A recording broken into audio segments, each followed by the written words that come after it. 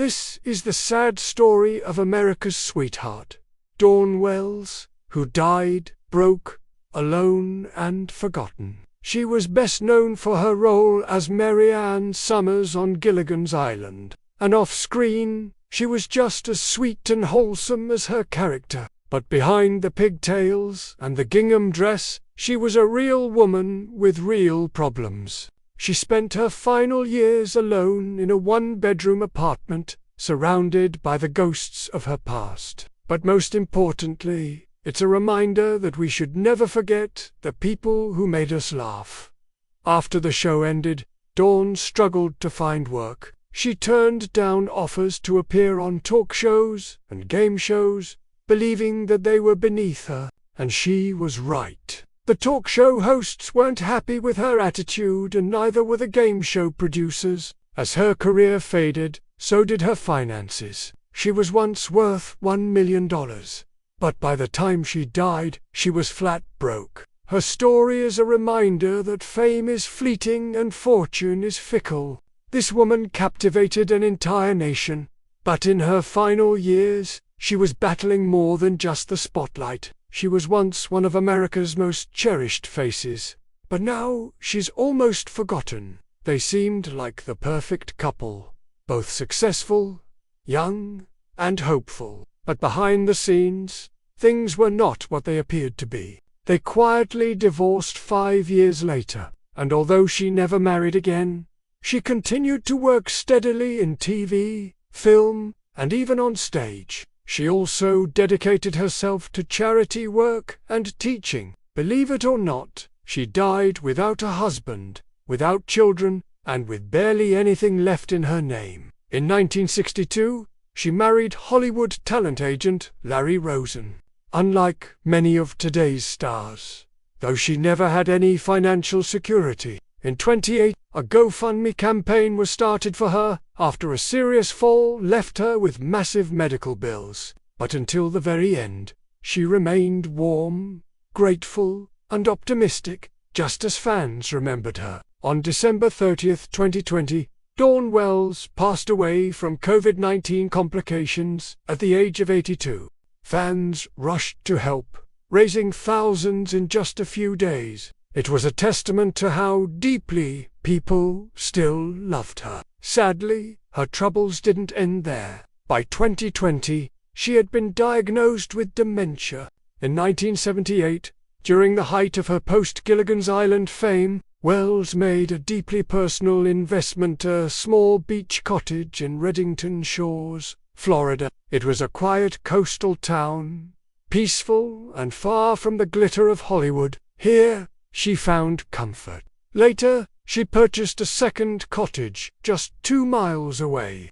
The more well-known of the two cottages was only 1,200 square feet, but it sat directly on the water, surrounded by palm trees and sunsets. The terrazzo floors, the Jack and Jill bathroom, and the simple layout made the home modest, but full of charm. Outside, a boat lift hinted at her love of the ocean, and etched into the concrete driveway was a simple signature, Dawn Wells. August 18, 1988, a final, permanent trace of her presence. She spent years shuffling between Reddington Shores, Los Angeles, and Nashville, but neighbors say she always seemed most at home by the water. No red carpets, no makeup, just flip-flops, salty breeze, and simplicity. Later in life, Wells found a second sanctuary far from the beaches and bright lights in Driggs, Idaho. Her Teton Wells Ranch was a rustic paradise nestled in the Teton Valley. It wasn't a lavish estate, but a peaceful retreat where she could reconnect with nature and the arts. There, she hosted a summer film actors boot camp, bringing in young students to learn from a true Hollywood veteran. The backdrop of the towering Tetons, the calm air, and her generous guidance made the camp a unique experience. It was more than education. It was her way of giving back. The ranch held personal touches. A vintage Gilligan's Island pinball machine, fly fishing gear, and pieces of her life's journey. She adored the mountains, often retreating to the rivers to fish and reflect. It was her way of escaping the pressures of public life. Eventually, financial pressure forced her to sell the ranch, but she returned often, drawn by the peace it gave her.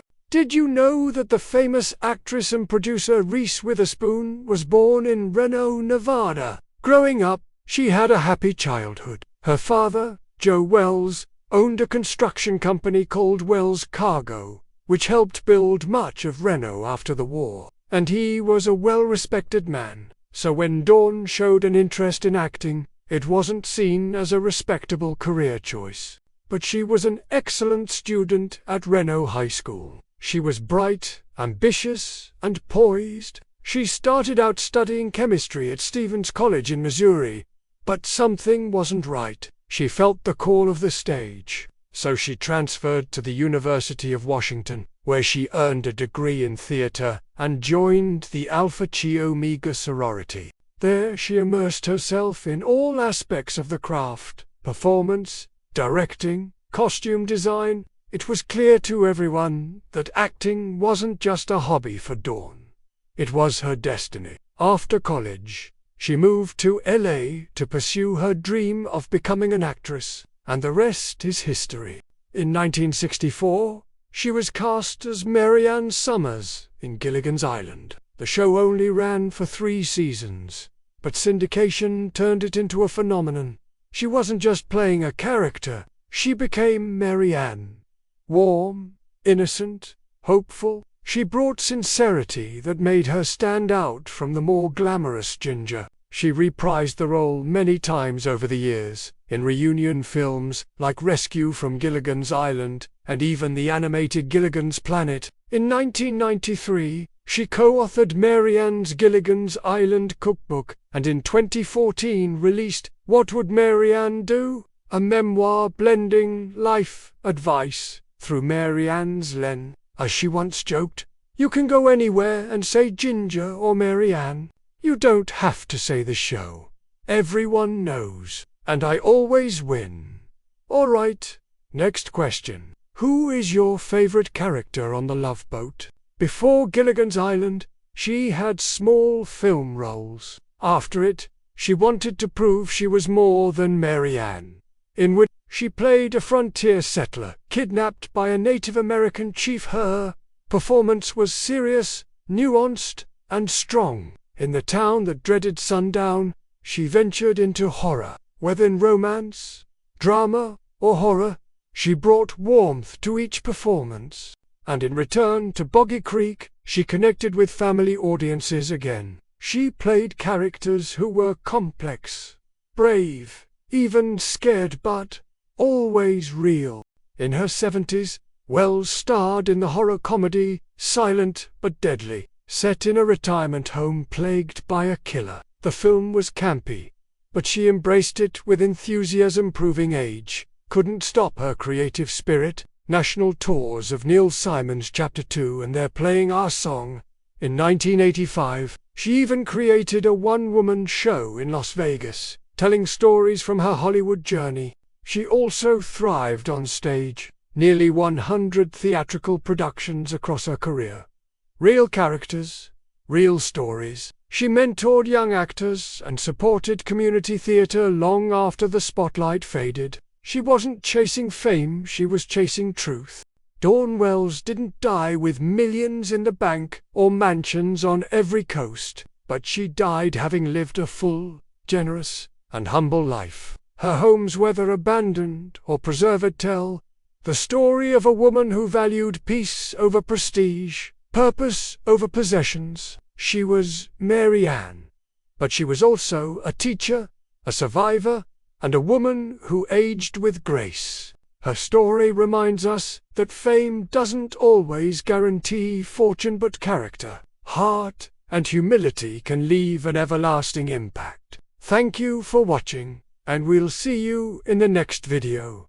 She may have died broke, but her legacy, it's rich with kindness, laughter, and timeless charm. What do you think about the life of Dawn Wells? If you found this story moving, Be sure to like, share, and subscribe for more untold Hollywood stories.